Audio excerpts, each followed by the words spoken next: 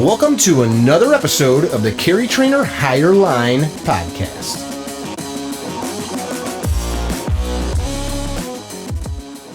Hey guys, welcome to another episode of the Higher Line podcast. I got a buddy of mine on today. This is Verne Patterson, Verne, if you pronounce it like that. Verne and I hooked up a couple years ago in the great state of Washington. He came out and helped us with a class, which I was honored to have him there, and we've been meaning to do this. Verne is also owner, founder of Maven Associates Group. Yes, MAG. Yep. And we just found out, or I just found out, Maven is a Yiddish word, which means one who knows, right? An expert in something. Trusted associates, the piece of that I like to lean on. I dig it. So it's your business as a group of your trusted associates. Yeah, and basically I have guys, depending on the customers that we have right now. I've been doing a lot of product consulting in the DoD space. Okay. Companies are starting to realize that, you know, the requirements they get from the government aren't always as black and white as they're printed out to be. So they get guys. So, you know, one of the projects I'm working on is for pararescuemen. So they don't have a single pararescueman on their staff. They have a bunch of really smart engineers, but they don't understand the true need for said product that they're making. And these companies are bringing things to 100% completion and getting it to the end user, and the end user goes, no, I need to change X, Y, and Z. So, you know, hundreds of thousands, if not millions of dollars later, they got to go back and make these changes. Instead, they can bring in my company with my experts and find those changes before they get to the final product, saving them. Sure. Can you give us an example of a product? Like, it doesn't have to be exact, like, name, but like a type thing you're talking about? For me personally, just coming from the JTAC fires background, I do a lot of modernizing that skill set. Pause. So for those of you listening, what all those letters he's saying, you're a TAC P. That's the one. That came from you, actually. I was going to ask. Yeah, you gave me that. Yeah. You gave me that. Yeah. So real quick, tell everybody listening, just because I love when you military guys start dropping, like, sometimes like the acronyms and stuff, there's like acronyms for acronyms. And it's just like, what the frick? Nobody knows any of this stuff. It is a second language, but so a TACP stands for Tactical Air Control Party. It's on the conventional side of the military. It's a group of individuals that go out and facilitate airstrikes for any combat maneuver force in the Army. And then on the special operations side, we work in just one-offs and get attached to Navy SEALs, Green Beret teams, basically any special operations maneuver combat or combat maneuver force. And we facilitate anything that flies, from intelligence platforms to helicopters that bring us in to bombs falling through the sky. And I've got a few friends that did what you do in various capacities, so I've learned a little bit about it. Under this umbrella, there's various subcategories, right? Correct. So yeah, the Tactical Air Control Party, like I said, in its doctrinal term, consists of multiple people, but then there's qualifications within the TACP, one of which is JTAC, Joint Terminal Attack Controller, and he's the guy that basically he buys the bomb alongside whoever the commander is. And he guides that bomb in or gets precise targeting location for where that. Did you say buys the bomb? I mean, we use that analogy. Like you own it now. Like whatever happens. Yep. Okay. Yeah. So I mean, it's 2,000 pounds of explosives falling through the sky. I mean, it's got to hit where it needs to go. It's got some. I mean, there's huge implications to getting that wrong. You know, of which we see on the news. When it comes to civilian casualties, sure, we're the guys on the ground that are supposed to keep that from happening. Doctrinally, our number one job is to make sure that fratricide is not committed. So keeping bombs on bad guys, not on good guys. Mm-hmm. In the past, but when there wasn't a JTAC involved and people didn't know how to employ munitions safely, fratricide was a huge issue. Or aircraft in the sky don't know where the good guys are. They think they might be bad guys and bombs land in bad places. This is like post Vietnam era, right? Yeah, well, it got kind of a start in Vietnam. There was TACPs in Vietnam as well as combat controllers. helping munitions get where they needed to go. In Vietnam, obviously there wasn't a lot of precision strikes going on like there was for the modern war on terrorism, to where we're putting a bomb within a meter of where it needs to be. Wow. To really, really get even a hellfire through a precise window in a building. Crazy. In Vietnam we needed to get this string of bombs on the right road. Plus or minus 100 meters, you're okay. In combat, that plus or minus 100 meters is good guys or bad guys. Mm-hmm. I forget the average contact in Iraq, but it was easily inside 100 meters. There was a specific term, but I mean, it's 30 to 50 meters wasn't an odd day to be taking contact. Meaning when you're calling in air support, you've got fellow soldiers could be a half a football field away from where you're blowing stuff up. I mean, that's a pretty extreme situation to utilize CAS. I mean, inside of 100 meters, it's a huge deal when you're talking about close air support. Okay. Like a really big deal. We don't need to go into the deets on that. I just want to make sure people understand where you're coming from. So you got JTAC. What else is there? You guys got, what's the weathermen? What are those guys? The combat weathermen. So this whole thing kind of went under a recent restructuring. And it's now everything falls under special warfare airmen. And they're trying to work out still how exactly that's going to look, but generally speaking, there's going to be the TAC Ps, the pararescue men who go and rescue down pilots and kind of the medical experts on the Air Force side, the combat controllers who do airfields, austere airfields and dirt strips and getting cargo in, as well as some close air support, and the TAC Ps and what used to be the weather guys. Okay. But they're now, I believe, Special Reconnaissance is their title. Gotcha. Why I wanted to paint this picture is you got to be smart to do that. So you're like you're embedded with special operations soldiers, which means that you've got to have the same physical and mental acuity and performance measures because you got to keep up, right? Yeah. And then you got to be able to do all this high tech, computery, geometry, mathematics kind of stuff. Yeah, I mean, as humble as I try to be, that's definitely a fair statement. I don't want to take anything from the guys that are still out there doing it. They definitely work their butts off. I mean, to just out-army the Army at everything they do, because you can't be that Air Force guy on the team, You got to be the best on the team. And generally, the first thing any team takes you out to do is they take you out to shoot. And they want to make sure you're not going to shoot them in the back by mistake, right? That's the kind of litmus test around A-type gun-toting dudes is, can you shoot? Sure. So that's first and foremost, and then obviously all those very specialized skills that the team relies on in usually a pretty dire situation to be exactly right. I mean, that's just not something you wake up and accomplish overnight. Got to be a maven of sorts, if you will. A maven, nice. Talk a little bit about how long were you in? How many deployments did you go on? I got 5 real deployments under my belt in just shy of about 13 years. And you told me that before. Real. What's the difference between real and not real? I mean, I don't want to take anything from anybody else, but I just, unless you were in combat, I don't count those as deployments. Yourself. For myself. I mean, the government and other entities count, trips to Asia as a deployment when you're gone, for 90, 180, 365 days. There are some entities that count those as deployments. Myself, I just don't count those as deployments. So you're saying you were on 5 combat deployments. Right. Yep. It's a goodly long time. Yeah, I got a bit of cultural immersion. Most of those deployments was living out in the dirt. You kind of get a new respect for things when you really truly go and immerse yourself in a culture. Mm-hmm. My buddy Z, the 5th group guy, he's talked about that before. His appreciation for a warm bed, good running water, clean water to take a bath, and yeah, I think my record for no bath and we were rationing water was about 36 days. I bet you smell good. Yeah, and it was burly. What climate? About 120 degrees every day in Afghanistan. Oh yeah, right on the edge of the desert. We were living forward in a pretty nasty place called Panjwai, which has got a lot of history.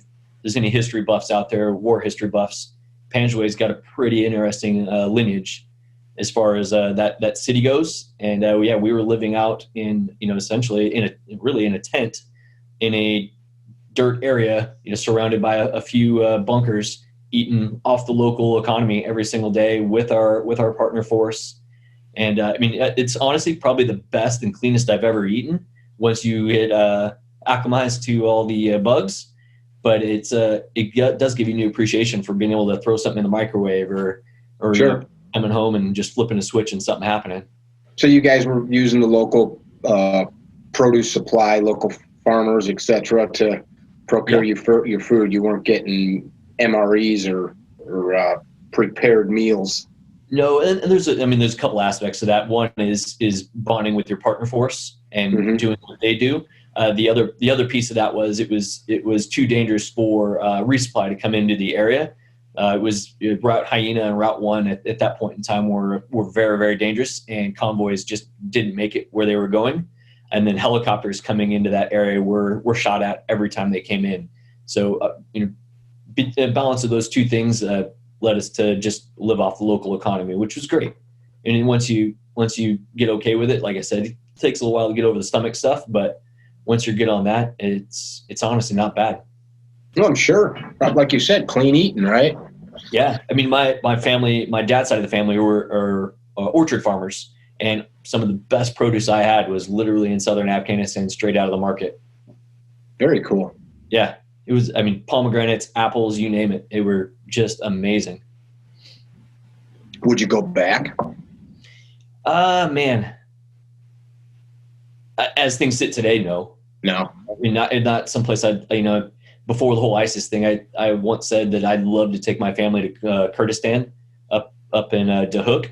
But I mean, maybe one day if things change there. But there are a lot of good people. That's another thing I definitely learned on those deployments is there's definitely not as many shitheads as there are good people. And once you immerse yourself in the culture and I don't want to sound too hippie-ish here, but let go of some of your Western ideas of what things should be and take things at face value. There's some really great people. I mean, most of the people we came across, even if we were trying to recruit them into the partner force, were just said, I appreciate what you guys are doing, or I'm not interested in what you're doing. I just want to be a farmer like my dad, like my dad's dad, and like my dad's dad's dad. And that was, there's a level of respect to that of just sure. Yeah. And be a farmer and work hard. We were, I think, about 17 kilometers away from Kandahar, which is a big city in Afghanistan.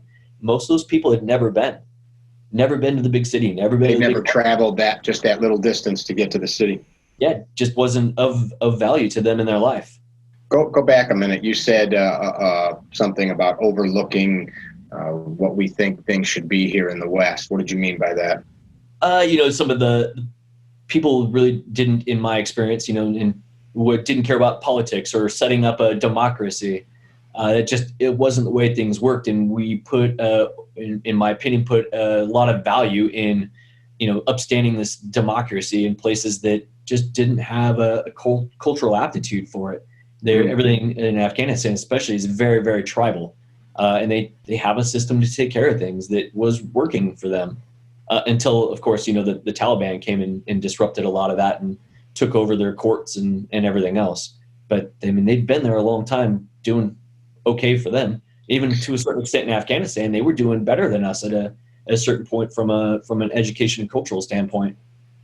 Interesting. That's a great topic to kind of just delve into for anybody.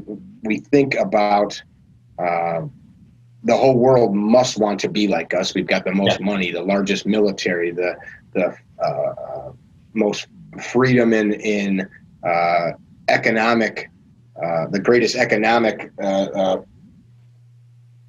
nation in the world, the most generous nation in the world. But like what that was born from is kind of a special thing. You can't reseed that. It kind of has to spring up from itself. Yeah. And honestly, that model doesn't work everywhere. There's no cookie cutter approach to creating a United States. And honestly, it's not for everybody, which is one of the best things about life. Yeah. It's, one of the the eye-opening events for me was, we we basically sat outside this guy's house, unbeknownst to them, obviously, for about a week, waiting for him to come home and watching the comings and goings of him and his family. And every single night they had a single candle in their home in this literal mud hut that they would light, and they'd all get around it and talk and laugh and just genuinely have a great time with one another around a candle. And they had nothing else: dirt floors, maybe a couple blankets, a goat, a dog, and a candle. And they were genuinely happy. It was kind of simplistic life. Yeah. Unfortunately their dad was a shithead. But yeah, they had a very, very simple life that didn't need a whole lot to have happiness. Mm-hmm. Yeah, we kind of we have learned to attach stuff to being happy.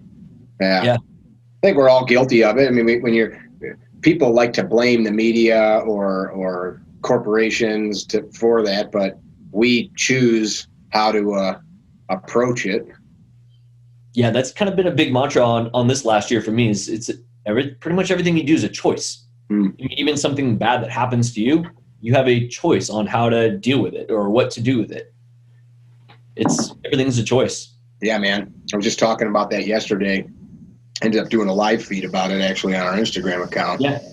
Just simple thought. Somebody wrote some really obnoxious, stupid stuff, as happens every day on one of our social media pages, and I wanted to correct it. And then I thought, like, what will that gain if this person's actions are theirs, not mine, and now for me to like go down that road to try to chase righteousness, it's only to make me feel better because I'm hurt, which is really me being angry. Kind of off topic, but it was like that. I have a choice in this, and the easiest choice is just to, not play. Don't sit down to that chess game. That's empowering, though. Yeah, it truly is. I mean, it's your choice, nobody else's. Yeah, for sure. Do I want to engage in this? Do I need to flick this guy off in traffic? Do I need to let whatever that person said to me bother me? Because most of the time they're bad attitude. My daughter and I went to the Secretary of State's office this morning. That's a DMV here in Illinois. She had to do something with her driver's license, and they're all assholes there. And I know that these people are making 30, 40 grand a year to deal with what is basically human cattle herding through this office. And they have like all of these painted spots. You got to stand inside this line until we call you, blah, blah, blah. And this lady told my daughter to go over there, and I'm like, I don't think that's where she meant. So we're like standing there trying to like figure out where to go, and this woman just yells at us like we're just standing there looking at signs and stuff, and she pops off at us. She goes, "Where are you going?" And I'm like, well, I'm just trying to figure that out, and just super rude. And my daughter looks at me. I'm like, yeah, she's a bitch. I wanted to say something to her, but then I thought her whole life is just dealing with people that don't want to be there, that are spending money that they don't want to spend for papers that the state tells us we have to have. Yeah. Of course she's like this, but she chooses to be. She chooses to choose to go back to that job every day. There's options. That's it. Yeah, that's the thing. Like, I feel bad, but I understand. But I also understand she could go to the grocery store down the street and make the same kind of money. She could go start her own business. She could join the military. Yeah. It's choices, man. It really does come down to it's your choice. And that's one of the great things about, anywhere in the world, really. But we get that a lot in America. We have lots and lots of choices. Yeah. It's once you kind of come to that say teaching on the range with somebody and they're doing the same thing over and over again, and they start to make excuses, and you see that they're doing it themselves, or somebody complaining about a problem at work or relationships. Once you understand like what you're talking about, you almost don't even want to talk to the person if they keep giving you excuses, because it's like, dude, it's right there. Like, now you're dragging me into your quagmire of when all you really should do is, just own up to it. They want affirmation on their bullshit. Yeah. And I shall not be that affirmation. Absolutely not. Not today. I choose not to. Yeah, I choose. Exactly. I choose not to. I will not be a participant in your. Yeah. Yeah. I mean, and it's not always easy, man. Like, probably won't talk about it too much, but just, another parent involved in my life is just it, as much as I wanted to just whoop that ass. Say that again, please. Just, it's another person in my life. I don't want to defamate anybody here. Yeah. Just a shitty person. As much as I just want to throttle them, you can't bring yourself to that level. Can't do it. You got to choose to be a better example and be a better person. Now, on a side note, there is something to be said for a good old-fashioned ass whooping, and I'm not at all condoning such a thing, but you think, like, some people, like, I don't know about you, I got spanked as a kid, sometimes deserved, sometimes I think maybe not, but some people, man, pain is maybe not a motivator, but a corrector of bad behavior, and it might not make them learn anything other than to shut the Yeah, that's the thing, is you can't really control that outcome when you do things like, pain punishment. Yeah. It's going to depend on that how that person perceives your motive, your intent behind it, of what, how they're going to grow from it. Generally speaking, I mean, there's some people that are just mentally twisted that, some people get off on that shit, but generally speaking, that pain punishment, as long as it comes from a good motive, can have some good outcomes. It's very basic human nature. I mean, it's, put your finger on something, it hurt, don't do it again. Don't do it again. Yeah. Although and I guess that's kind of what I'm talking about. It seems like people always say, well, we hear the quote, like, an armed society is a polite society, right? So now we've all got the means to inflict pain on others, but now in our modern world, we don't go around clubbing each other with sticks and rocks. So we sue each other, or we defame each other on the internet, or post some negative stuff. There's a local group of coppers in the Chicagoland area that are instructors. And I have no problem talking about this because they put it all over the internet. I won't name any of them or their company, but they all worked together years ago, and now and some of them are special operations guys. Some of them went to contracting companies and went overseas through the last 20 years. They all have good backgrounds, and they all have something to offer, but they all poke each other because they all feel that they're the best. And then together, collectively, like this 5 or 6 or 8 dudes, they mother F everybody, but then they online just tear each other up. And the stuff is, I mean, it's like stuff you would expect a bunch of high school kids to say to each other in the lunchroom. And they're poking and prodding, and they just will write page after page after page, and guys will screenshot it and send it to each other, laughing, look what he wrote this time. And you look at it and you're like this is their way of hitting or slapping each other. They don't have anything else to. Yeah. It'd almost be better if they could just roll the sleeves up and go throw some gloves on and club each other for a minute in the parking lot.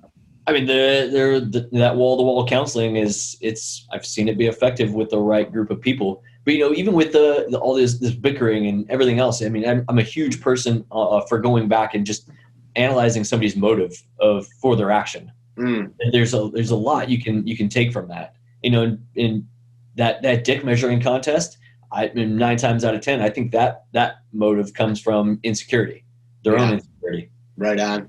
I mean, I'm good enough, right? I'm good enough, right? Yeah. Right?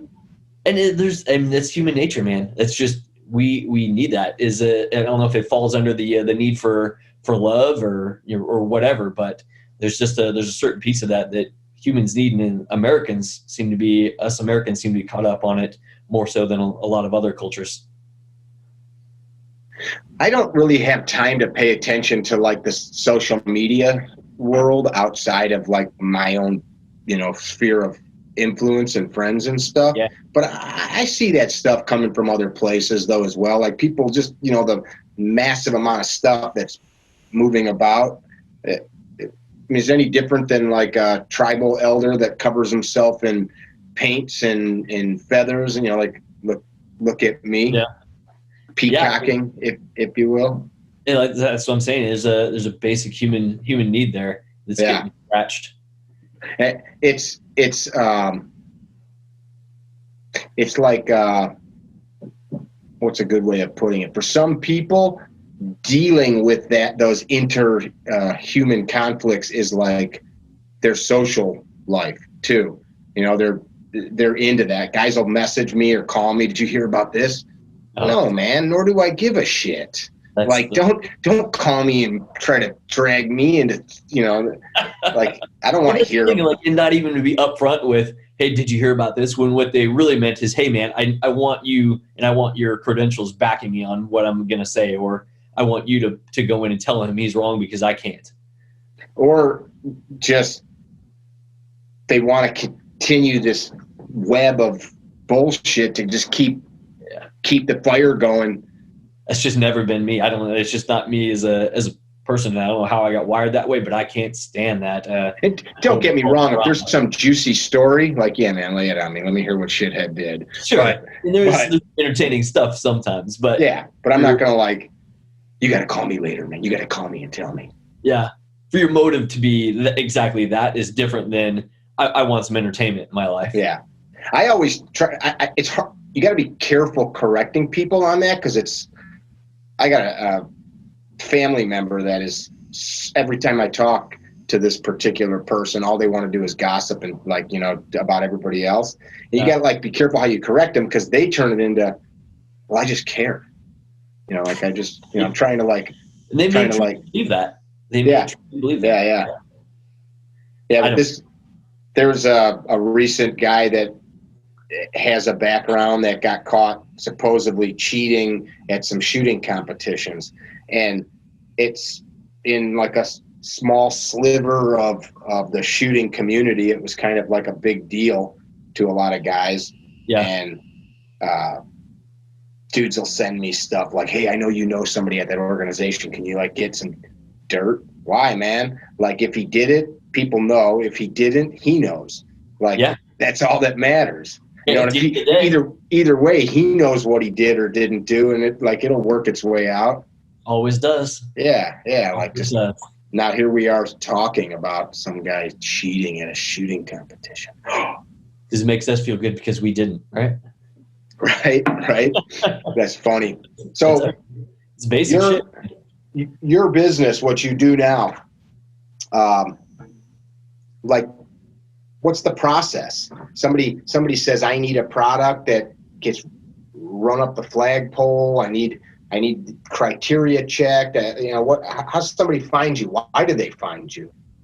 Honestly, it's I'm a bit in a niche, and it's really come out of networking. As a business model, it's a cost reduction to creating products on the product side of things. And we've done other projects of just pure thought of how to create TTPs for different programs and things like that. So just having that expertise there. And honestly, this is going to sound really, really obnoxious, but my success has just come from being who I am, awesome, and keeping myself surrounded with good people. So people, businesses now come to me because they've seen that I've, saved these companies hundreds of millions of dollars in being able to access. Literally hundreds of millions? Or made these companies hundreds of millions, yes. You've made companies hundreds of millions? Over 3 different contracts, yep. That's awesome.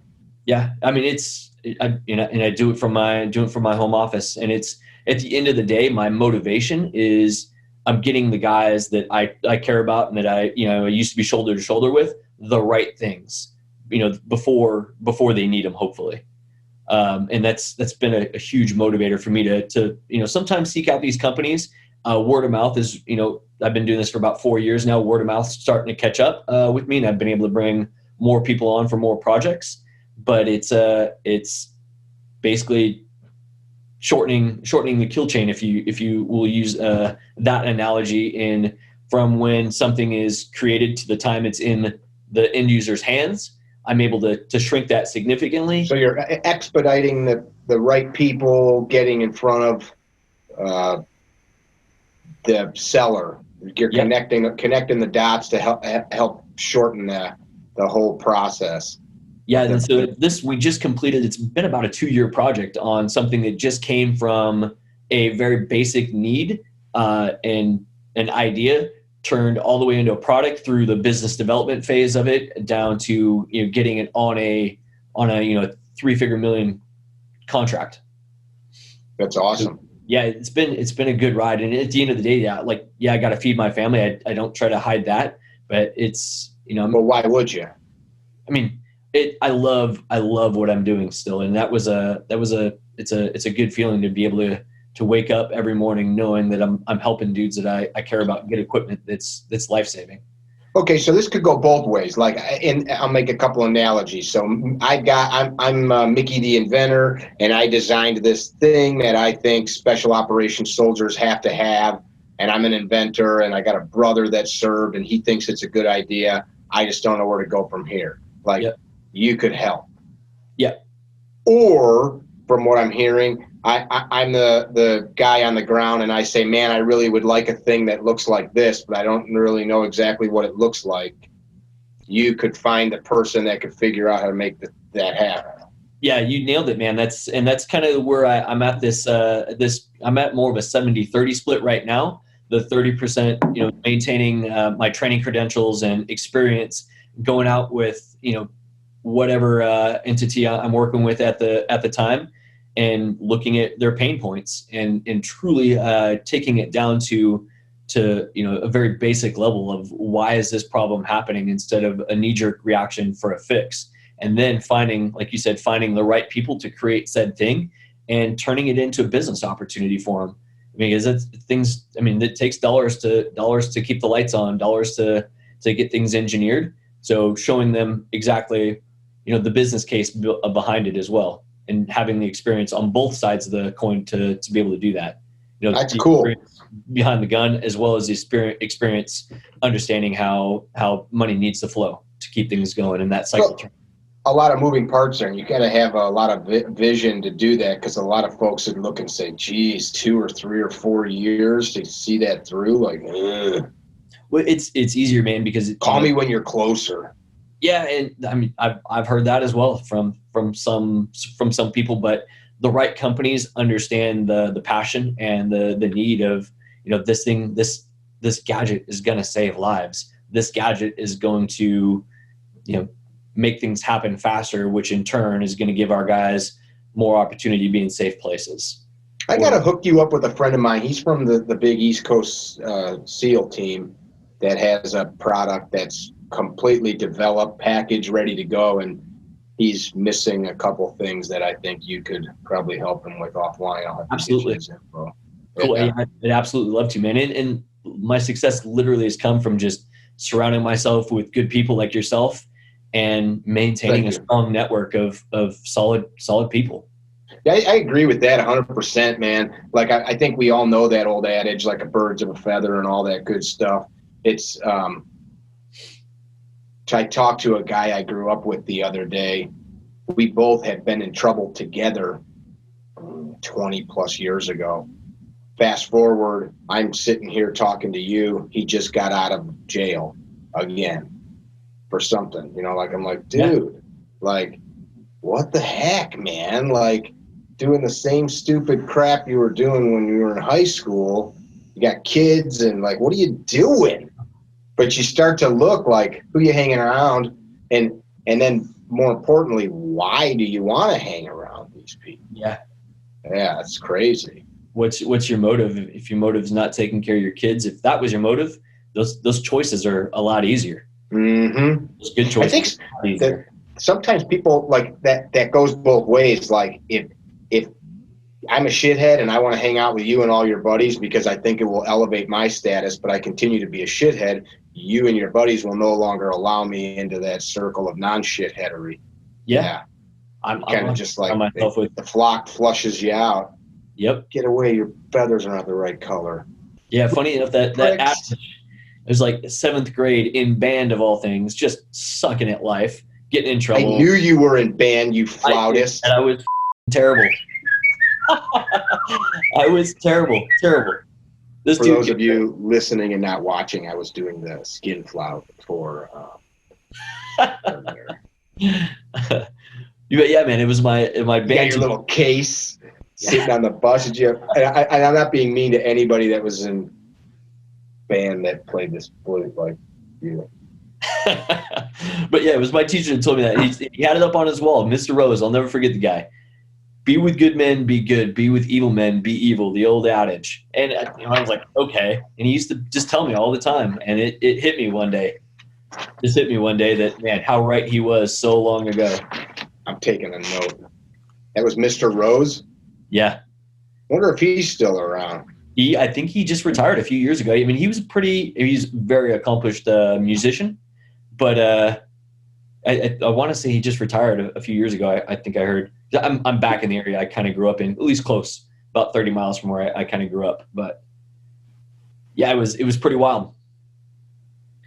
Be with good men, be good. Be with evil men, be evil. Yep. Who said that? I think it was Confucius, possibly. It sounds like a Confucius thing. I have to look that up. Yeah. I dig it. But it's so true, man. But then you got to go back to just what I was saying. Like, what's the motive? Why do I want to be with good men? Yeah. Is it because I want just the benefits of it, or do I want to be good? Yeah, you won't last. I mean, if you're not like on the teams, if you're not on the teams for the right reason, you're not going to last. You're going to get shunned, like you said. You'll get pushed out. Mm-hmm. That's the natural order of that. For the listeners and viewers, he's referring to special operations units, the teams. Guys are always like team guys. I mean, I think it happens in business too. Like if you're not pulling your weight, and I'm working with a great company in Boston. They have a great team of engineers, and they just got rid of somebody that wasn't pulling their weight. And it's, I think, a very natural thing, and should be this whole string everybody along, everybody's equal. And if your output isn't equal, I don't think you're an equal. If you're just sucking up, unless there's extenuating circumstances. But I could say most of the time, if you're not doing your part to the best of your ability, see ya. Right. I don't have time for you. I agree with it. I agree. There's a sickness now where people don't want to work their ass off. I don't know if it's a sickness now. I think that there's nothing new. There's been sluggards for all of time. Yeah. But it's pretty easy now. I've been doing some work at the local hospital a few days a week for the last 6-8 weeks, and talking with some of those people. I'm not a clock puncher. I haven't been employed by somebody in decades, so it's always like fun to be in that environment. Like 4 more hours, and like I'm there for 8 hours, and I'm going to go home and do more work. Not because I'm such a hard worker, because I got to do it because I chose to be here when I should have been there. But like listening to that mentality of, I've been here longer than him and he makes more. Well, maybe because he's better. Maybe because he shows up on time. Maybe because he's not an asshole. Maybe because people like him. Yeah, I got another mentor. He gave me he calls it the 2% rule. That the guy that comes in 9 to 5, does everything the way he's supposed to do it, does exactly everything by the book, and then there's the guy that's 15 minutes early, stays 2 hours late, is volunteering for everything. He does in the American workforce does 2% better over the end of his career. I mean, I think there's probably some Interesting. Extreme circumstances, where people get looked at or in a small company get boosted, but generally speaking, he said it's 2% at the end of a career compared to somebody that just did their exact job to the black and white T versus the go-getter. I think that maybe the variable there would be if that person has leadership qualities, then they would probably get elevated into a management position, right? Sure. But his point of it is I look at knowing that, I look at the people around that are still doing it, still knowing they're only going to do 2% better, because their motive isn't to make more money necessarily at retirement. Their money is for personal satisfaction, or they're scratching an itch somehow for themselves. or they honor a commitment, and that feels good. Yeah. So, excellence. Yeah. I mean, that's one of the core tenets is excellence in everything you do, right? I agree. Yeah. I mean, it's one that's definitely stuck with me post-military. That's something that I don't know how you teach that. I mean, you can teach it, but for the person, you'll never achieve it. Say again, please.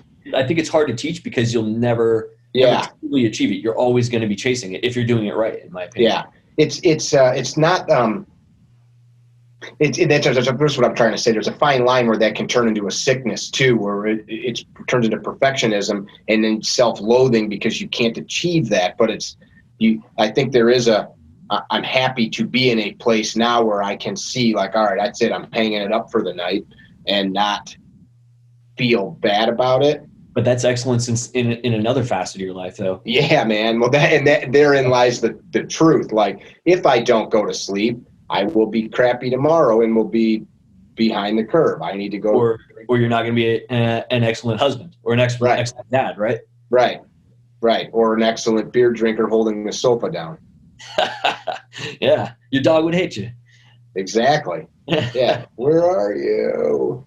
Yeah, but I think that's where things kind of get out of whack, where you go too deep into too deep down a certain hole, chasing a gold medal, chasing money, chasing the promotion, where everything else. The world needs some of those people, though. Those people. Say that again. I think the world sometimes needs some of those people in and about society. Those, you look at somebody that's just devoted their entire life to being great. Alexander Graham Bell, Harvey Firestone, Henry Ford.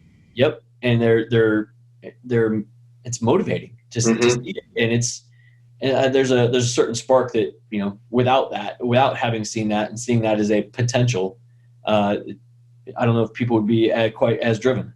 Yeah. Bill Gates. Yeah, I mean, watch that. Go ahead.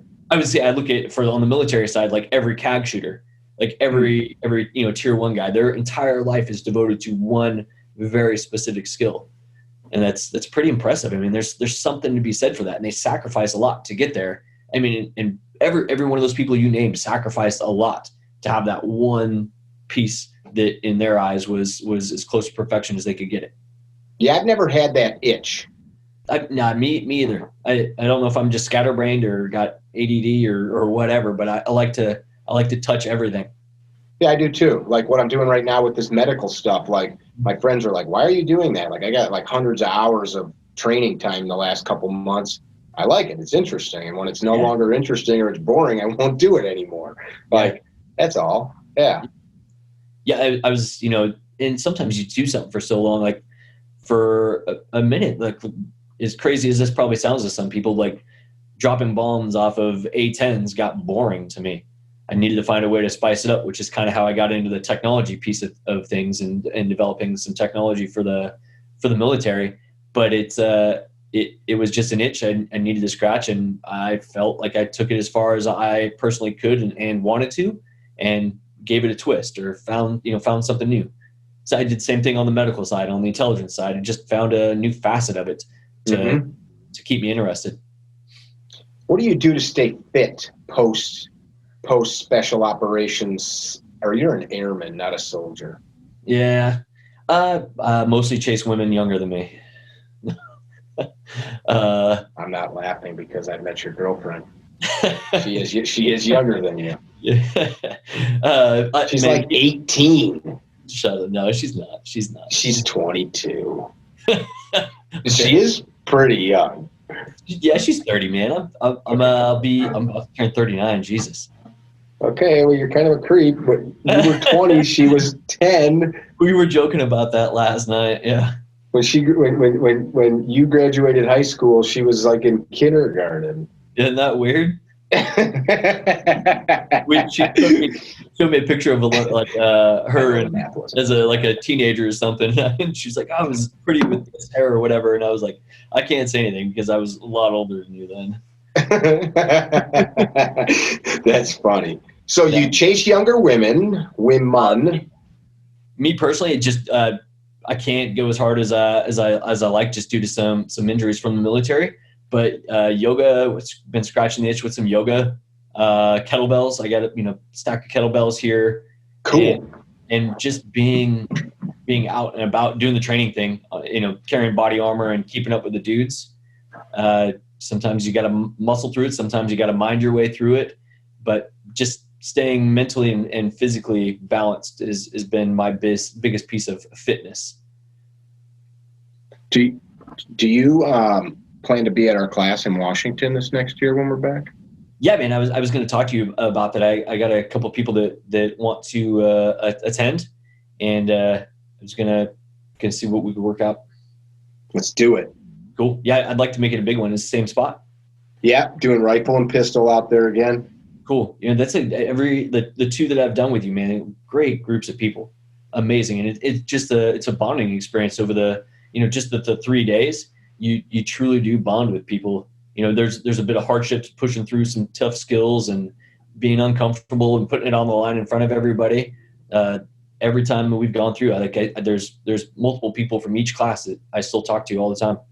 That's what I enjoy the most out of it, because I could be honest, if I never talked about how to press a trigger again, I'd be okay with that. Yeah. But it's the relationships with people and seeing, teaching them to shoot's cool, but seeing the improvement in their self-awareness and self-confidence that's exciting stuff. Yeah, seeing people grow as people, that the confidence. I love those, the people that are the shaking the first day, as they're slow pulling the trigger, and by the end of the day, they're just so much more confident in themselves. It's one great. hand shooting, smoking a cig, and yeah, funny. So you do yoga. It gives me faith. I'm sorry, man. It gives me faith in society again. Just surrounding yourself with those good people like that. And I don't get to mingle with society as much as a lot of people. So going back and just getting that sampling of knowing that there's good people out in my community here local feels good, man. That's actually, there's an interesting talking point on that. I talked to other dudes, and one of them was bitching about the people that come to his classes, and I'm like, I don't have that feeling at all. And then I started thinking about it, is he an asshole or does he attract assholes? And the answer was both. Yeah. I think we attract a certain type of person because of the product that we offer, and he attracts a kind of person because the product he offers. And so he's just teaching assholes. And I've been to classes with guys like that where it's man, who are these people? These guys show up and you're like, where do they live? I hope they're not near children. Yeah. Just total jamokes.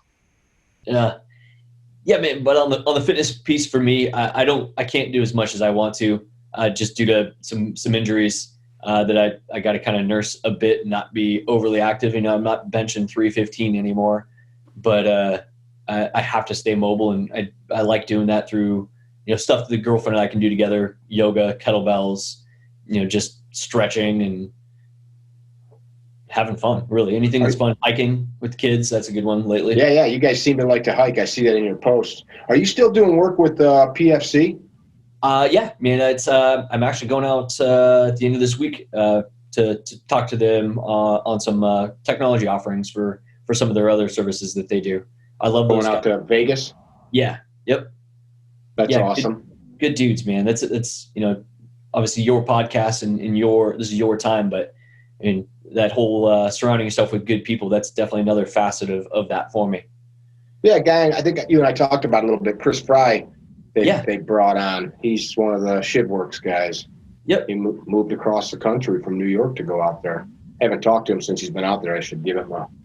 I need to have him on here. I could ever make that move to live in Vegas. It's just not my style out there, but they do good stuff for what they do. I mean, I think you guys are kind of in different niches in the training and shooting world. I mostly just deal with their DoD stuff, and they do some really great PSD type work out there as well, just due to the clientele in and around Vegas. Yeah.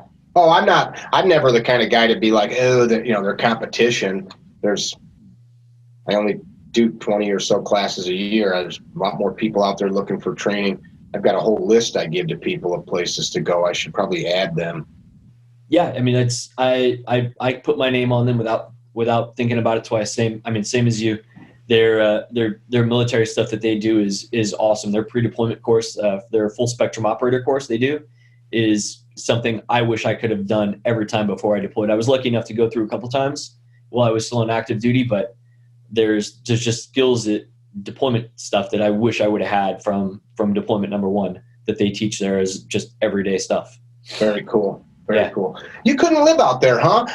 I never was a big fan of Vegas. Haven't gone there, pardon me, so many times the last number of years for business and shot and driving through. I really love it. I don't love the city per se, but that region, you go up in the mountains, there's snow 20 miles away. There's down to the Grand Canyon. Yeah, I mean, there's some good places to explore. I just don't like that heat in the summer there with no water readily available. I live in a pretty great place, being in Western Washington.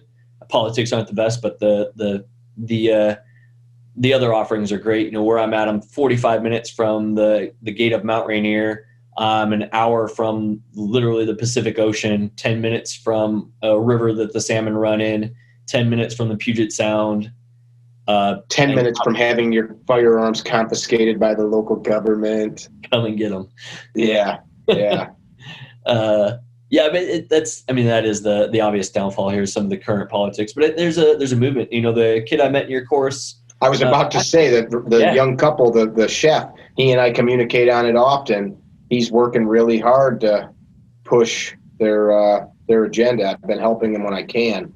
Yeah, same. I wish I had more bandwidth, but I'm just an honest broker with my bandwidth. That's overextending myself is something I just quit doing. I can't do it to myself and my family anymore. Same here. Not interested. I'm going to be drinking beer in about an hour, and whatever it is you need doesn't fit into my beer drinking. Yeah, and it took me a long time to not feel guilty over it, man. But now that I'm in that as a mindset and a mentality, it's been huge for me. Yeah, and from a relationship. It's once you get good at just saying no, it becomes almost like, no, I wasn't even going to ask you anything, man. I was just saying, well, know what? I was going to see how you're doing. When you just realize how much shit will actually be okay without you. Yeah, that's true too. Yeah. When I stepped into politics, that's funny you say that. I went 100 miles an hour for a couple of years, man. I mean, I was at every fundraiser that I helped set up. I went there and I was helping make sure that the balloons were I wanted them. Cleaning up afterwards, shaking hands, everything. And it got to be too much, and then step out of it, and local government's still running. Somebody got elected as governor. Things keep happening. And maybe not the same way they did or would, or maybe it'd be different, but yeah, the world continues. Well, yeah, we suffer from overactive ownership in everything we do. We want about that. I mean, if it's for me, just I think there's a certain level of pride that goes along with it. I think it's just a certain type of person that you want to have ownership over what you do, and the motive to that can come from a lot of different places. I mean, some good, some bad. But just wanting to have your signature on it, having it exactly how you saw it in your mind, can be as detrimental as it can be helpful. I think it's really a fine line. And for me, I was hyperactive. It was everything sometimes to have my things exactly the way I thought that they needed to be, and for the reasons I thought that it needed to be that way. And I don't want to say it ever got unhealthy, but it got to be almost detracting from everyday life and enjoying what you were actually doing, which it should be a big piece of why you're doing whatever it is. You should enjoy it. I mean, there needs to be some selflessness in life, but it shouldn't be everything. I'm guilty of that. I know what you're talking about. When you start to look at it, back to what you said earlier, what's the motive? Like, why do I need my name on that? Why do I have to? Is it so people can say, like, look what Verne did. Verne's so great. He does so much. Yeah, I'm guilty. you start to shut out perspective over time, which is Mhm. I'm a true believer in perspective as a spice of life. Without multiple perspectives, you're just not seeing the whole picture. And if from other people's eyes, even. You mean that we do need liberal-minded people in this world? We do need Democrats? I would agree with that statement to, definitely a certain extent. Mm-hmm. I'm just saying it to say it, but I Yeah. agree. Yeah. I mean, if nothing else, it helps you understand your thoughts even that much better. The yin and the yang. Yeah, for sure. Yeah. That's like a sickness in our society right now. Oh man. Think like me or you're bad. Think like me, or if you disagree with me, you're stupid or you're evil. Or And somehow it's gotten power behind it. I don't understand that. It's just, it almost defies human nature. Obviously I don't like it. I don't understand it, and could never support something that is, black and white. There's very, very few things that are black and white. There's a lot of gray in pretty much everything we do. I'm thinking right now about what black and white things I can. Don't hurt my kids. That's black and white. Don't steal. That's black and white. Yeah. Don't hurt people. Yeah, there is so much that we draw the line on things, and then when you go back to like, where did that line come from? Well, my parents told me, or but who told them that's where it should be? Yeah. I was with a group of dudes recently, and they're talking about the good old days. I bring this up often. It's like, you mean the good old days when women couldn't vote, or people of color were forced to drink from a hose and weren't allowed to sit in a restaurant and had to ride in the back of a bus if they were allowed on it at all? Or go back farther, when they were used as farm animals to mine or farm crop and dig ditches against their will. Like, the good old days. Nobody, people don't like to acknowledge the ugly. Mm-hmm. I mean, you even look at our history books and the way that we've taught history, at least through my generation. That history is not that black and white. It's definitely as black and white as it's taught. It was a great quote I read the other day. Basically, history is two people's stories, and it basically mashed together with the fringes cut off of it. It was said a lot more eloquently, but sure. That was basically it. This past summer, I delved into, years ago, I did a bunch of research on the 56 signers of the Declaration. Yeah. And I just got a few books this summer, and I've been reading, and it's fun. Like, I was in Philadelphia, so I got to visit the graves of a handful of the signers this past summer, Ben Franklin being one of them. But like, we, especially in this community of Second Amendment freedom, soldier, cop, fireman, people, anything, the founders, they were these genius, light years ahead of their time people, which is true, but they were also people. And you start looking, like, some of these guys were scumbags. Some of them didn't pay. One of them, Sam Adams, for God's sakes, was like, they called him Sammy the Malter, because he was the dude that dumped the malt for the brewing process. He was a known drunk. At one point in history, other members of the founding group were like helping him with clothing, because he would just piss all of his money away and get drunk all the time. But like, we think about him like, running down the street with the original Betsy Ross flag, screaming to the redcoats. And he was a rabble rouser that was like, could sit around the table with the pint and get the guys riled up to go do shit. Sure. But in reality, he was dude from the pub that had daddy's money and drank too much and was sick of the Brits taxing his stuff. Yeah. I mean, you look at, even in today's society, looking at, people look at cops like they're not people. People look at special operators like they're not people. They're not supposed to get broken. They're everybody. They're, at the end of the day, we're people with very basic needs, very primal at times. Yeah. We're just people. That, I think, is the issue when we start being judgmental. They don't think like me, or they don't align with my worldviews. Or, of course, you got to draw the line somewhere. Like, okay, that's a little outside of what I feel like our society stands for. Sure. You know, there's definitely some things, and we are a society based on a group of God-fearing people, which is where so much of our law comes from, ethics and morals of the religious-minded people that founded here. So that stuff is bred into us. Sure. But, you know, it worked, and it worked for us for the most part. Yeah. Didn't work so great in Afghanistan. They had a different system. Mm-hmm. It doesn't work a lot of places, but it works for us, and we like it, which is why I stay. It requires our type of government in our type of society with our type of government requires constant work of its citizens. You look at a country like Mexico. I've got a really simple philosophy about success, and it usually some job I've been helping with recently, there's a guy that nobody likes that is in management, and I'm there doing some consulting, and people are telling me he shouldn't be in management. Well, he just got promoted to higher management. And I watched the guy, and you could tell he knows what he's doing. He's not the most personable, but he gets the job done, and he's probably a little cutthroat's not a good word, but he doesn't I'm not here to how you feel. So he doesn't have good bedside manner maybe with his coworkers.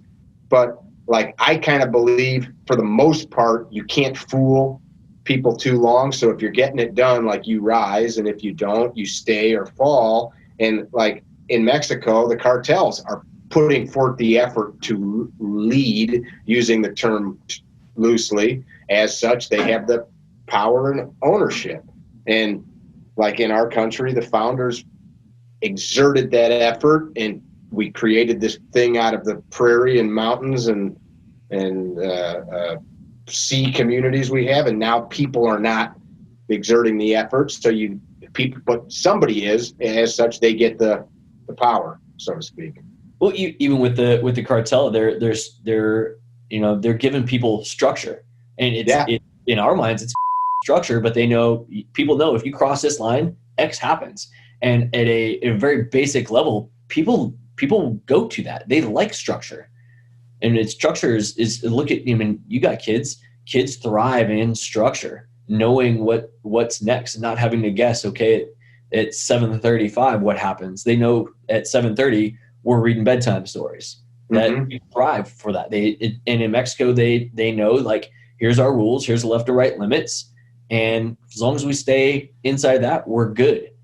And the cartels have maintained, don't with us, and you'll have your hospital, you have your clinic, but if you go across that line, here's what happens. And as messed up as that is, people will go to that. They like it. Yeah. There's always going to be somebody to fill the vacuums in our world. Yeah, for sure. Somebody always will step in. Even like the business that you're doing, or the business I do. Somebody steps in and fills the void, and even if it's the wrong person, somebody will fill it. That's a great example. I helped a company. There was a gap that another competing company left that they weren't addressing, and I poised that company step right into that gap, right into that hole, and now they're thriving over it. That's cool. I like that. I think so many men in general, women too, but I think men like to fix and solve problems. That's got to be very fulfilling for you to go to bed at night knowing you're just problem solving. It for me personally, it's always been, my military career, even as a kid, latchkey type kid. Mom was busting her butt going to work and in school and everything, and I was taking care of my sisters. But being able to solve those problems for my sister it kind of gave me identity. Same thing going to the job I was doing. Bad things happen. Literally, the team looks at you to fix the problem. And it's the quote that gets joked about all the time is at one of the team reunions is, "Hey, make it quiet," which is what the team leader told me when we were just getting our asses shot off, and we unleashed with a lot of weapons off the gunship. Make it quiet, meaning stop all that noise over there. Yeah. I And, got you know, like we just let off this massive barrage off a AC-130 gunship. And all of a sudden after the last round went off, it was just pure quiet in the night again. It's one of the, you know, but it's, yeah, being a problem solver is great, man. Make it quiet. Yeah. I'm taking some notes. Yeah. Chief Warrant Officer Chad Kloppenstein, still a What's he up to? close friend. Make it quiet.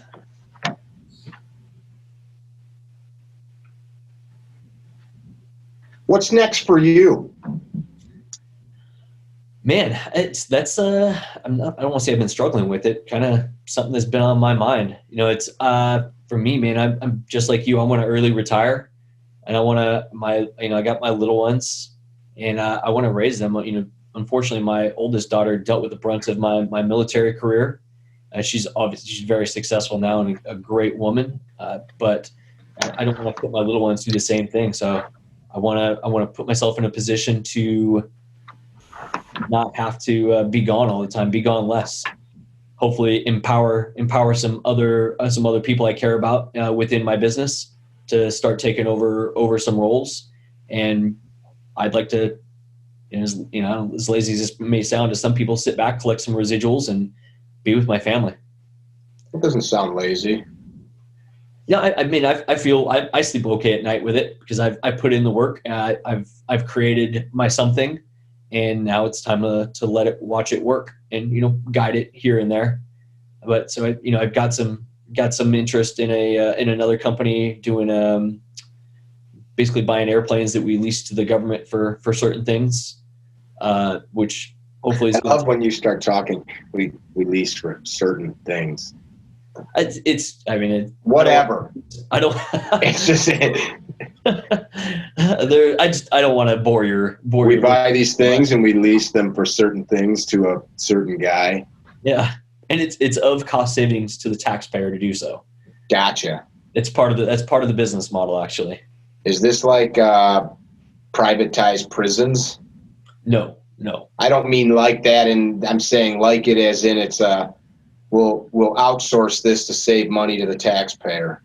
Yes, well, to fly an F-16 or an F-18 fighter jet costs about $18,000 an hour to do so. Wow. And we can provide a service for the government for about half that. Wow. Yeah. How can we do it cheaper? Is it because government procurement, how they buy fuel and such, it has to be at certain price point? Is it labor costs? A little bit of all that. I mean, there's a certain cost of doing business with the government that obviously gets passed on to the taxpayer. Okay. And some just straight inefficiencies in the way that the government and the military specifically procures things, and it all gets passed on to the taxpayer. But Colonel Boyd, that was one of his things that nobody really knows him for, was that he hated waste and tried to change that in the Pentagon when he worked there. He made some strides, and there are some great people in the government doing some really good things as far as that goes now, and just a way to get good things in a quick manner for people that need them, but also kind of take care of industry and create a full circle. That was the part before. Unless you were a Raytheon or a General Dynamics or somebody like that, it was very hard to do any substantial business with the government. And those things are changing with some of these open sourced. There's this thing called AFWorks or SoftWorks where they say, the government says we have X problem, and groups of people come together and try to solve it together, and then the government figures out what that looks like, and then they figure out how to fund it, rather than just paying some big company to do something to create a product that's only good for that company and basically scratches the itch for the customer, but maybe not exactly. And then there's a business plan for a lot of those bigger companies that they give you everything but the keys, right, for the car. Here's the if you want to drive this, you got to come back to us and pay for the key. Mm-hmm. That business model was, just through the system, was successful for a long time, but it's being looked at as just not the way to continue to do business, which is good. Yeah. That's so much of that had to do with relationships between some of these businesses and high-ranking politicians, high-ranking military brass. Yeah, and I mean those generals and colonels that when they get out of the military, most of them still want a job, and there was some shady. I've seen it myself. There's shady things that happen, but everything comes full circle. That doing shady shit will always catch up to you. Yeah, for sure. I've definitely seen that happen, and just a way that I will not conduct my business is everything is above board, ethical, and that's truly what you'll make money on in the long run. I think is longevity. I think the problem with that is for the taxpayer. The taxpayer is the one that. How many hundreds of billions does the military get every year? Our government spends more than all the other industrialized nations in the world combined annually on our military budget. And that's a good thing, but it's like you're saying, hey, if we can create efficiencies in various spots, let's do that. But the nice thing about working with the government, though, is it's mostly domestic. I can't even, we're doing this thing with some like high-speed gloves, and the materials have to be very compliant. They have to be sourced in the United States and created in the United States, which is a good thing. So yeah, the government does spend a lot of money on the military, but it gets turned back into our economy. Those are jobs for people, even down to the people that do make these gloves. They hire immigrants from legal immigrants from war-torn countries and they give them a trade, which is all started with the government going, hey, we need gloves for guys. Mm-hmm.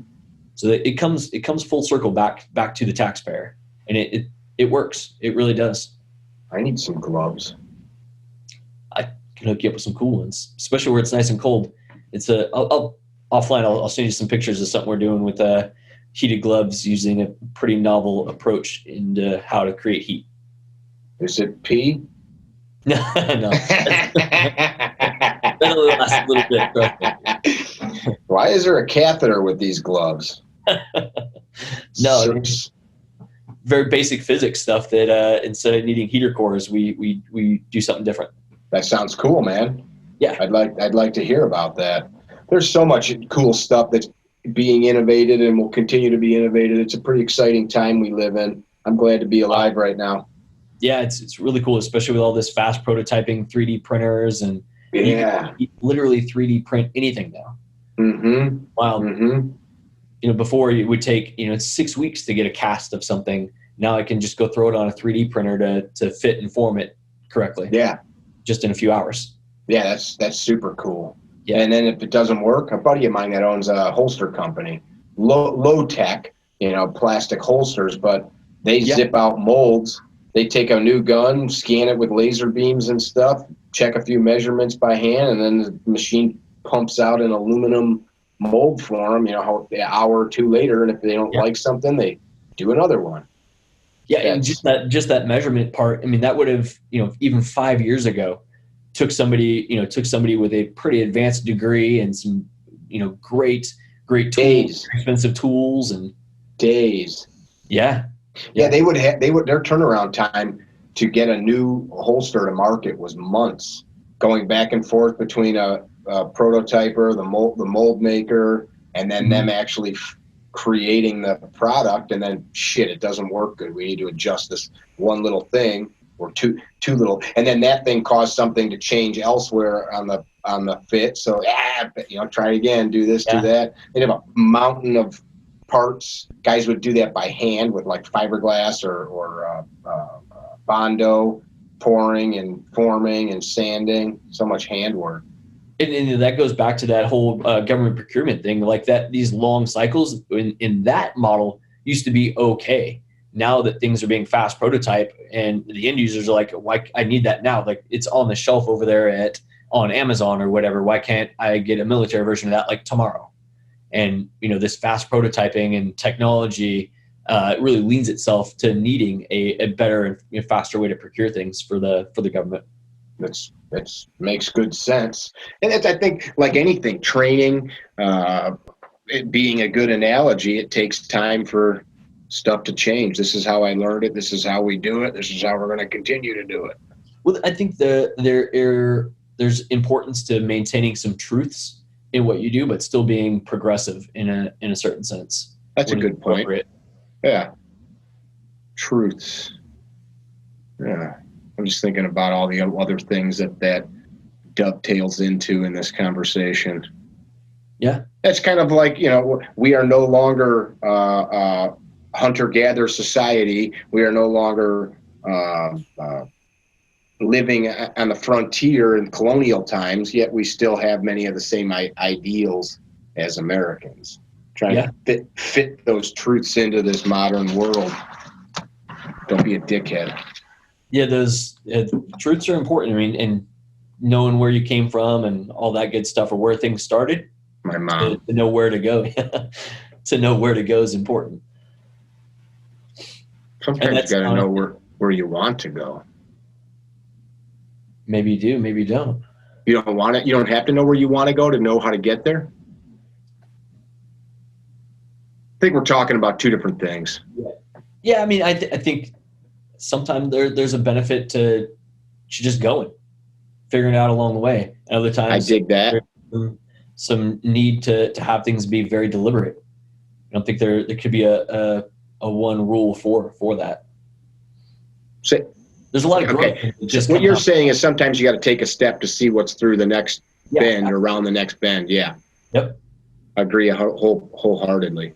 So you don't know what's next for you.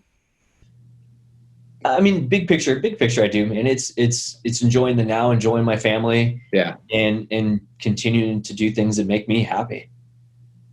I like that. That's kind of how I've been living too. Feel like I'm going to have a chimichanga for dinner tonight to make myself happy.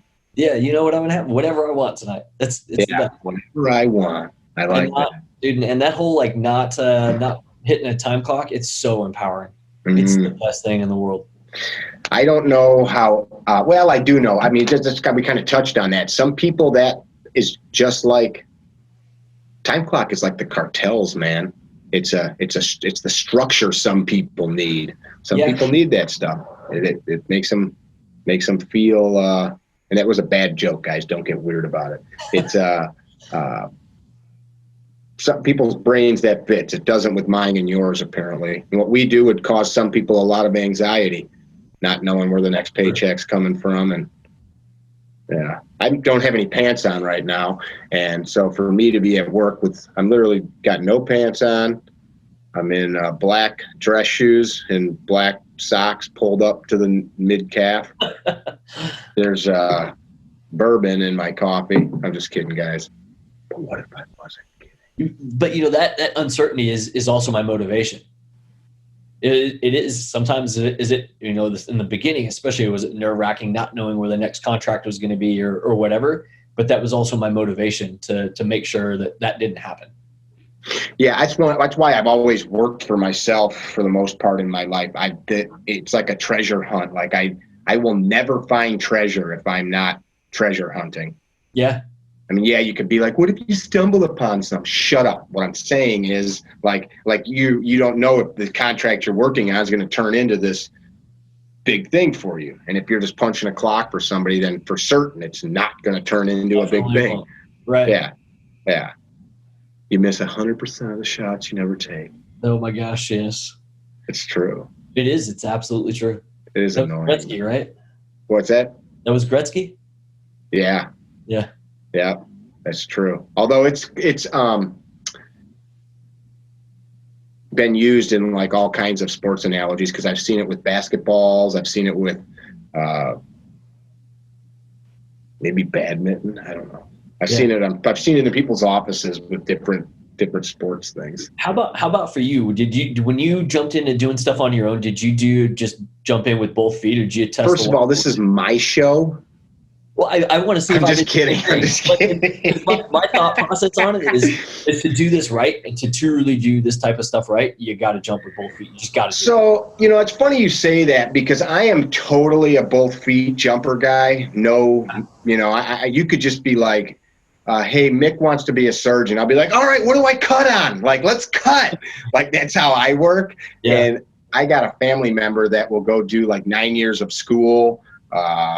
He'll got graphs and charts and charts for the graphs and charts, and he'll have like voodoo with coffee grounds, and he'll check anything he can to get like the best optics on what the plan is. So we're like polar opposites. That's bit me in the ass, you know, that many times. So now I've kind of learned, one thing I've learned is I don't rope anybody into my shit until I'm ready. Cause I'm pretty good at like getting people to help me. And if I'm not ready for the help and I say, hey, Vern, you know, Bob, John, Z, come help me on this thing. Notice I bring Z into all my analogies. I love it. But if you do that and then you're not ready, then, you know, you get people excited about a thing and then it falls apart or it doesn't come to fruition. Then they're bummed out. And then the next time or when you really need them, they're like, yeah, you know, I've been down that. Learning that timing is tough. Yeah, timing, exactly. Yeah. And I think like anything you like, I didn't mean to cut you off, but as you go, you start to know your capabilities. You see the, what's a good word? It's kind of like the weather, you know, like a good fisherman didn't have the weatherman and they saw the birds doing something. They saw the clouds moving a different way. They felt the change in the air, and all those things pointed to, you know, what was coming. Like you start to get those data points and you pick up on things through experience, through trial and error. And you realize like, okay, I just look on that guy's face. I know he's going to buy what I'm selling. Yeah. You know? And understanding the, you know, the people around you, leaning on the people around you to get a good perspective on what is really what. And then, I mean, and risks at the end of the day are inevitable. And taking calculated risks only, I think should be the only way to do that. Then you sometimes got to think, like this is one of my family members, I say, what's the worst that's going to happen? Yes, there's an investment of time, possibly financial resources, but like that's the calculation you're talking about. Like I'm not going to bet the whole house on a whim, but like I'm going to go to this weekend seminar. Hopefully I'm going to meet this guy. We're going to hit it off and I can incorporate him into some future stuff. If it doesn't work out, whatever. It's a weekend of my life. I met a couple new people, and it's not. I think that's where even on the failures, there's so much to learn. Yeah, that's where people, I think, they get wrapped around an idea. I've got to do this. and then it doesn't work, and they're crushed, and they don't look at the failure as here's what I did wrong. Edison said that. What would you be doing today? He was asked by an interviewer if you hadn't figured out, I think it was about the filament in a light bulb. Mm-hmm. He goes, well, I sure wouldn't be sitting here talking to you. I'd be back in the lab, you know, trying to figure it out. And they're like, he looked at all of those hundreds of items that he tried to use as a filament in the light bulb, not as failures, but one thing to check off the list that didn't work, on to the next. You know, and that was like, I ain't got time to sit and dwell on how I messed up. It is a certain mentality, and you're right. Not everybody has it, but I think everybody could have it if they chose to. It's not something that is really. I don't think it's an innate trait in certain people. I've got another family member. His father was on a destroyer in World War II in the Pacific, and he had a pretty interesting job. I don't want to tell much of the story because I don't want to misquote it, but I know he was a really intelligent guy, became an attorney after the war, and I know a good portion of his job required him to sit with the big binos during military or during naval engagements and during marine landings onto the beaches. Like he was at all the big ones, Iwo Jima and all of them, and his job was to count as the American bodies stacked up to let the commanders know what was happening. And he basically little ticker thing, going away. And he had many things like that happen in his life, and then all of these amazing things. And I really enjoyed him. He was related to me through marriage. He was the father of a brother-in-law, and I enjoyed his company. He passed a couple of years ago in his 90s, really cool dude. But he would constantly, he had this way about him where he was very matter of fact about the past. Nothing is alive there. I cannot change it. As such, like it's here only, and so it doesn't control anything today. My way of paraphrasing what an old man told a young man, but it stuck with me. His wife passed, and I was at the funeral. This is over a decade ago, and I told him I'm so sorry, and he was kind, appreciate it, and like, but moving on. Like that was kind of his demeanor. Not cold or anything like that, but this is what happens when you live a long time. Yeah, I mean, there's a certain science to that, and just being able to understand that's just the way it is. Yeah, that's hard to. I mean, it gives me a tinge of anxiety thinking about it. That's just not being able to change that. What gives you the tinge of anxiety? Of just you. I mean, maybe just my control freak side of me chipping in there, but just knowing that you have no control over any of that in your past. Oh yeah. Yeah, there's certain things that I have lamented 100,000 nights, 1,000 or more nights of my life laying there in bed. What if I had done that different? Yeah. And I'm talking about stupid shit like, what if I had tried harder at work or whatever? I'm talking about like major life life-altering stuff. Yeah. Like, but I can't. That's the difference between learning from and moving on, or letting that mistake own you, and then you're just stuck there in that quagmire of your. One thing that does help me get through those is actually a skill that I learned from military debriefing is isolating the truth data out of it. What is the absolute black and white truths of this? And then analyzing that versus the what if pieces of it, the gray parts of it that coulda, shoulda, wouldas, but just understanding the absolute truth to it, and then analyzing those and moving forward off of that data. Having some good friends that think like you are important, I think, in that. Surrounding yourself with those good people is absolutely key. I definitely will call guys from time to time. I got a buddy that's a well-known psychologist, and I'll say, hey man,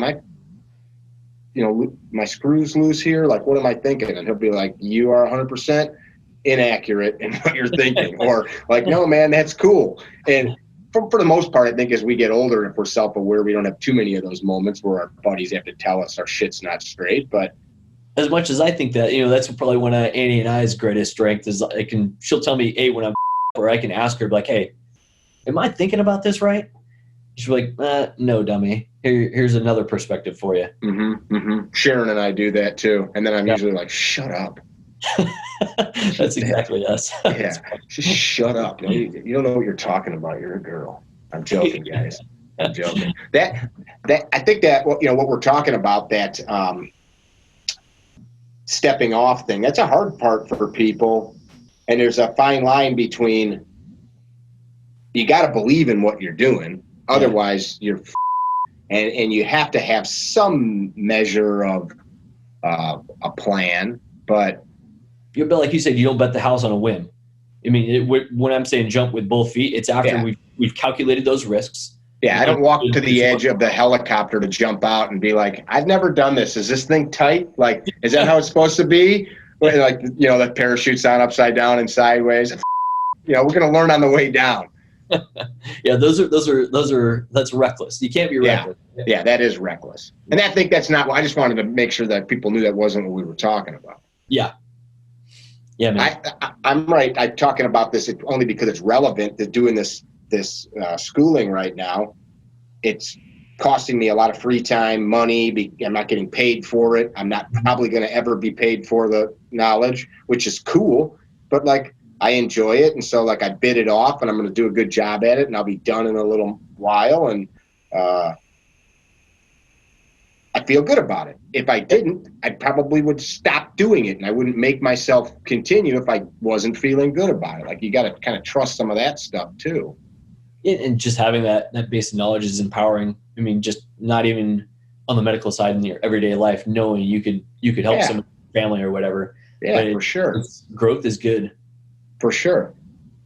I'm watching that thing on Netflix, I think it is, or maybe it's on Amazon. It's a little bit contrived, I think. It's about Bill Gates and Melinda Gates, and it tells some stories of his upbringing and life.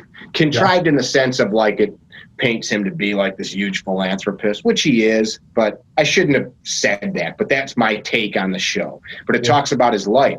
I didn't realize this dude reads like 4, 5, 6 books a day, every day. Wild. Every day. What's that? It's so wild. Yeah. Like, I mean, I like to read. I read, I think, more than most people. I think I read fairly quickly. Like, I have a quest for knowledge. I ain't got a quest like that, a thirst like that. That's right. And then you start to think if he and everybody in the documentary is saying like that's basically how he is with everything. And well, no wonder you got what you got. Right. Just doing the work of like 10 men. Yeah. But or women. I mean, it's possible though. Prior to joining the military, if you would have ever told me I do 100 push-ups in a row without stopping, I said you're crazy.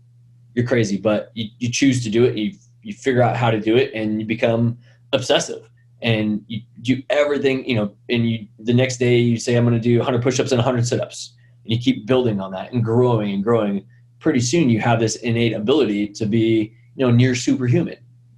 Because it's you put forth the effort, you make a choice to do so, and you jump with both feet and you go. You just do it, get it done. Yeah, there's a huge component to actually doing the work too. Yeah. Yep. Like a lot of people feel like they jumped off, and it's like you might have in your head, but you're not actually nose to the dirt doing them push-ups. And before you know it, after you've added all those things together, that's just the way things are for you. Like Bill Gates probably doesn't even think twice about reading 6 books. Like that seems like an astronomical feat in one day to me right now. And he does it every day. Yeah, if you build up to it, it's just he's got like he carries around like a big, like the disposable shopping, not disposable, the reusable shopping bags that we all have now, like the cloth 2-handle bags. Yeah, full of books. And he's walking around with it. It's like my mom does that with her Bible and notebooks and crap. Like I looked at it, it was like funny. Like he got to the office and like his helper, here's your bag of reading material, sir. And he just sits and chews pens and rips through books, all kinds of stuff. Not just related to his field. Sure. It's probably all like that soft porn that women buy at the grocery store is what he's for. What's that? The Fabio book? Yeah, like Danielle Steele. Yeah, exactly. Okay, I just insulted Bill Gates on the internet. Who's the asshole now? Yeah, sorry, Bill. It was very impressive. I was impressed watching it, and I think that's anybody looking to succeed should spend some energy looking at people that are successful and see what they're doing. But like you said, his reading list isn't just what he does, right? He's growing all the time. Yeah. Like medical stuff, 10 years ago, nobody put shooting and medical stuff together. Yeah. But now it seems like it's a good place to grow. Yeah. Yeah. I like looking at the trends. There's a guy not a lot of people pay attention to. Not a lot of people I know pay attention to him. His name's Gabe Suarez. I shouldn't, and I'm not saying that in an insulting way. You just don't see his name pop up a lot. Suarez International is his website. He was a copper, writes on tactics and shooting. And there's many things that he wrote years ago that he was spot on, man. Like years ago, he wrote, one day soon, everybody's going to put a little reflexive red dot sight on their pistols. And you'll see cops doing it. You'll see concealed carriers doing it. People are like, you're crazy. And like there was all kinds of appendix carry years ago. He talked about like all of the reasons that it would become popular. Yeah. And people thought he was nuts, and now all these things are commonplace. But then it's like those trends get almost over adopted or adopted for the wrong reasons by some. Like I've got red dot pistols. I don't carry one because I don't need to. I can do what I need to do with the ones. So I'm not going to just go do it because everybody else is. Right. And like things get over. You know what I'm talking about? Like the chopping up of Glock frames. Sure. It's And just like you got to have it. Got to do yeah, it. it went from putting some forward serrations on to then we open up some windows to then the frame is this skeleton and like, well, why did you do that? Like, what did you do that for? My gun's half an ounce lighter. Right. And you don't hear it whistling. It's that song of death it's singing to my opponent as the slide's reciprocating. Oh, that's the one thing I love about Ben and Boresight and you know, a couple of the other guys that do it is they don't do that bullshit work. It's got a purpose. It's got a why, right? What is your why? Yeah. It's got a why behind it. Built for the fight. That's Ben's motto. Yeah. For the fight. And that stuff's cool. Guys want to do that. It's cool. But that's just my point of like the fads. And now it's like a fad. Like I've got 4 tourniquets on me. Do you know CPR? What's that? You know, okay. All right. Got it. You got a good smoke detector in your house, huh? And so it's like I gotta do this thing because it's a fad. I got a buddy that's former spec ops guy. He told me I don't need to know CPR. Okay, I'm making an exaggeration. Like that's like the fad now. Yeah, it's the fad. I gotta go. I'm trained to do nighttime movements with vehicles and all these other things, but I can't bend over and tie my shoes because of my gut. The one that gets me right now is NVGs. Yeah. Everybody's got to have NVGs. Dude, the last S12, I shouldn't say it here, but I will. Dude, that event is very much based in realistic training. Right. And be it for a concealed carrier or a cop. And a guy walks up and he's got the frickin' whatever the badass $20,000 NVGs are, walks up to like check into the event. And I'm like, what are you up to there with those? Like he's got the helmet and everything. And I'm like, what are you getting? Like, what are you doing? And I'm like, that's pretty cool. You brought them. Can I try them? Can I play with them? But like, I think like maybe you're at the wrong place, buddy. And if you could afford those, I should have charged you more.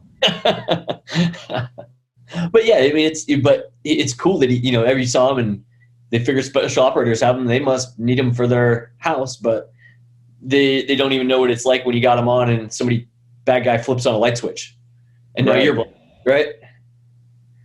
Is it bad? What's that? Don't they just wash out? Yeah, they wash out, but then you're blind, and they see you until you can get them up off your face and use some other techniques. But you got to learn all that stuff. Is sure. Stuff I can't talk about. Oh my gosh. You did it. Stuff I can't talk about. Otherwise, this podcast is going to burn up in Mickey's hard drive before it ever makes it to the internet. It's going to push enter and it'll send a code to my hard drive. We're already on enough watch lists, I'm sure. I'm sure. I shouldn't be on any like watch lists. You think? Yeah, you're right. I mean, I feel like a good citizen. I don't think Sure, but I mean, like, I've got, you know, you name the clearance. My concealed stuff always gets flagged and takes the extra couple days.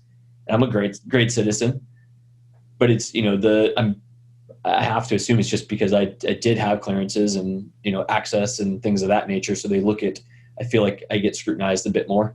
I see. For a fact, but I don't ever get to pick up my guns right away. I gotcha. That's because you live in that state where they have now started to tread on the liberty of its citizens. Yeah, that's another story for another day. So I came up with at least 3 good titles for this podcast. Be with good men, be good. Be with evil men, be evil. Make it quiet. Or Skin Flautist Tack P says, we choose. Hot. I think we got a couple good ones. I appreciate your time, man. Give me some parting words for our visitors If people never got a chance to see you in person, never crossed your way again in this earthly realm, what would you leave them with? Surround yourself with good people. Don't take tomorrow for granted. Don't forget about everybody in your life, especially those that make sacrifices alongside you, i.e. your family. And just be a good person. Do the right thing. Make the right choices. What constitutes a good person? That's up to each person on their own. So what if being a good person was eating children? If that's what brings you enjoyment in your life, I mean, don't visit you, but that's your choice. He's joking. Yeah. We do not want anybody to eat children. Well, I think I only threw that out there because I think that is an issue. Without some level of morality and ethics, what makes us feel good can be, they're out there right now is some son of a bitch that wants to rape girls against their will, and that makes them feel good. I know that wasn't what you were suggesting. Yeah, but I don't think those kind of people listen to your podcast, nor will I surround myself with anybody like that. Of course not. Yeah. I know. How do people find you? I know that you don't have a business for the masses. So people, I know we do have some dudes that listen that could or would have a use to speak with you.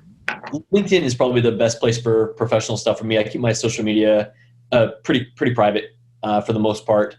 But yeah, LinkedIn, Verne Patterson, VERNE, Patterson, PATTERSON.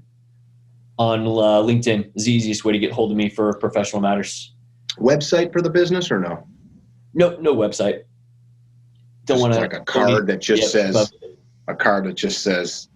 Tech P.